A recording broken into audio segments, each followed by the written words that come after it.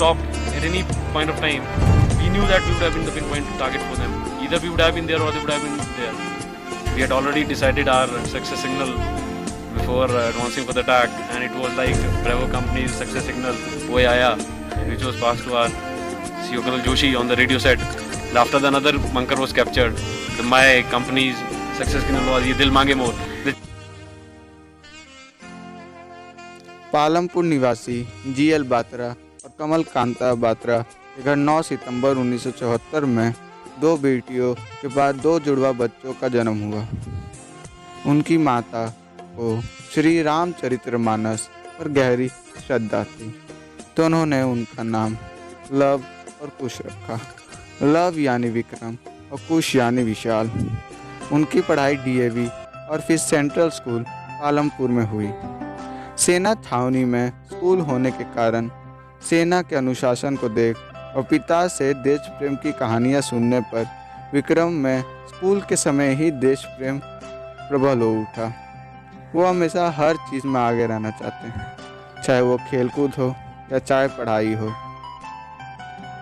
फिर वो आगे की पढ़ाई करने के लिए चंडीगढ़ चले गए और डीएवी कॉलेज चंडीगढ़ में विज्ञान विषय में बीएससी की, और इस दौरान उन्हें एनसीसी में सर्वश्रेष्ठ कैंडिडेट चुने गए और उन्होंने गणतंत्र दिवस की परेड में भाग लिया। उन्होंने सेना में जाने का पूरा मन बना लिया और सीडीएस की तैयारी की।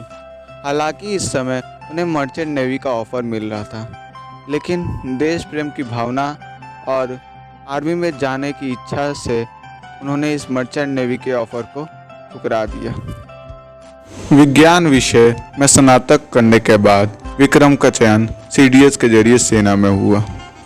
जुलाई 1996 में उन्होंने भारतीय सैन्य अकादमी देहरादून में प्रवेश लिया।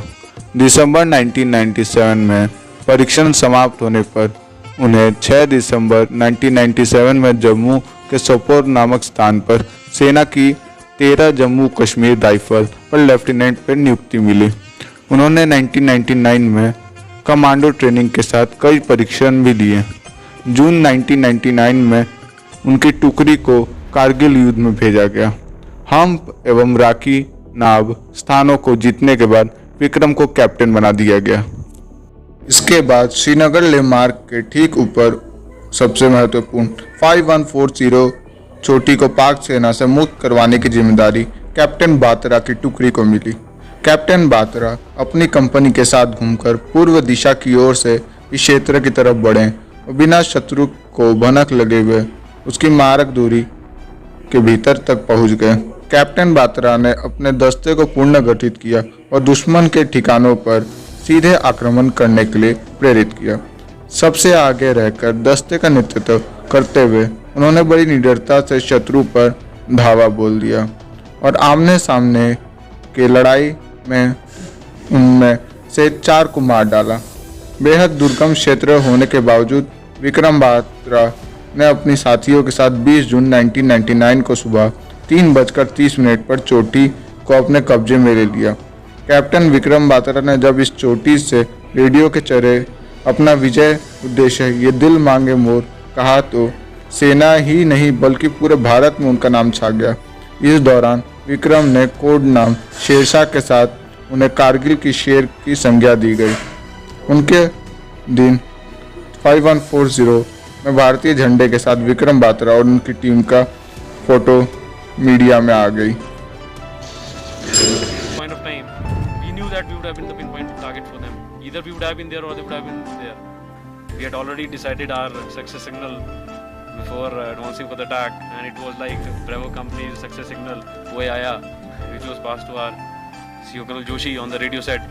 After another bunker was captured, my company's success signal was "Ye Dil Mange More." The guys were so highly charged up that they're wanting that some more bunkers should have been there, and we would have got the more chaps. इसके बाद सेना ने चोटी 4875 को भी कब्जे में लेने का अभियान शुरू कर दिया और इसके लिए भी कैप्टन विक्रम और उनकी टुकड़ी को जिम्मेदार दी गई।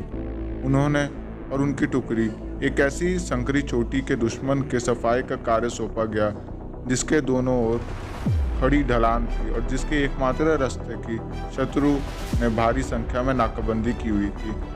कार्रवाई को शीघ्र पूरा करने के लिए कैप्टन विक्रम बत्रा ने एक संकीर्ण पठार के पास शत्रु ठिकानों पर आक्रमण करने का निर्णय लिया। आक्रमण का नेतृत्व करते हुए आमने सामने की भीषण लड़ाई में अत्यंत निकट 5 शत्रु को मार गिराया। इस कार्रवाई के दौरान उन्हें गंभीर जख्म लग गए। गंभीर जख्म लग जाने के बावजूद वे रेंगते हुए शत्रु की ओर बढ़े और ग्रेनेड फेंक, जिससे उनके स्थान पर उनका सफाया हो गया। सबसे आगे रहकर उन्होंने अपने साथी जवानों को एकाग्रित कर आक्रमण करने के लिए प्रेरित किया। दुश्मन की भारी गोलाबारी के सम्मुख एक लगभग असंभव सैन्य कार्य को पूरा कर दिखाया। उन्होंने जान की परवाह न करते हुए अपने साथियों के साथ, जिनमें लेफ्टिनेंट अनूज नायर भी शामिल थे, कई पाकिस्तानी सैनिकों को मौत के घाट उतारा, किंतु जख्मों के कारण उनका ये अवसर वीर गति को प्राप्त हो गए। इसके असाधारण नेतृत्व के प्रेरित के साथी जवान प्रतिशोध लेने के लिए शत्रु पर टूट पड़े और शत्रु का सफाया करते हुए .48 सन 5 को कब्जे में ले लिया। एक बार उनके दोस्त ने उनसे कहा कि तुम लौट कर आना जरूर, तो उन्होंने जवाब दिया कि मैं आऊँगा तो ज़रूर, या तो झंडा लहरा के आऊँगा या तो झंडा में लिपट के आऊँगा। पर उन्होंने ये दोनों काम कर दिखाए। Salute to that officer.